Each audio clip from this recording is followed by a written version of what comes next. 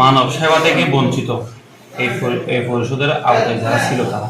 কিন্তু এই যে আমি আসার পর থেকে আমি ডেলি কমপক্ষে 2-3 হাজারের উপর স্বাক্ষর করি।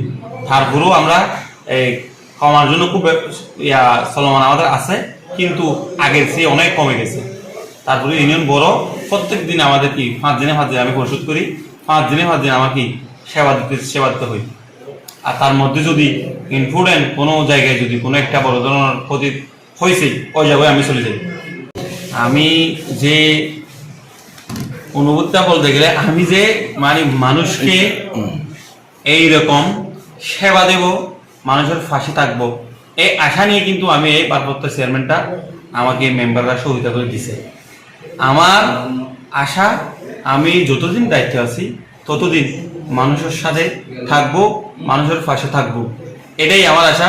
কিন্তু আমি যে সেবা করতে পারি, আমার একদম কি রাখতেছে, নিজেরও একটা ভালো আনন্দ লাগতেছে, যার কারণে আমি যেটা চাইছি আল্লাহ আমাকে সেটা পূরণ করে দিচ্ছে বড়ডিউর মতো।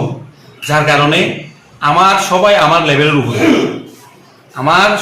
লেভেলের উপর বলতে গেলে কি, কেউ 2 বারের মেম্বার, কেউ 3 বারের মেম্বার, হ্যাঁ, কেউ মানে আমাকে যে আমি ছোট মানুষ, আমাকে যে আল্লাহ এই পদে আমাকে এই চেয়ারটা পাইছি, তাহলে আমি যে জনগণের সেবা করতেছি, অনেকের হিংসা লাগতেছে, যার কারণে হিংসার কারণে আমার গজব ছড়ানো হচ্ছে।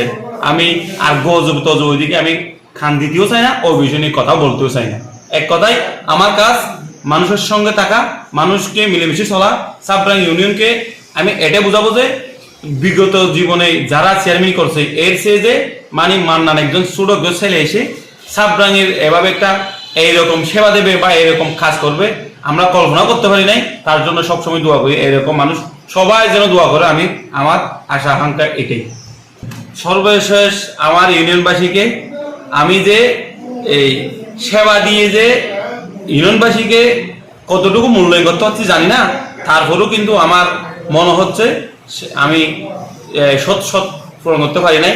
তারপরেও আমার প্রতি তাদের সবসময় আমার পাশে থাকা, সবসময় তারা আমাকে সহযোগিতা করবে, তারপর আমি তাদেরকে সবসময় কি বলে সেবা দিব, সবসময় তাদের পাশে আমি থাকবো, তারা আমাকে সহযোগিতা করবে, এটাই।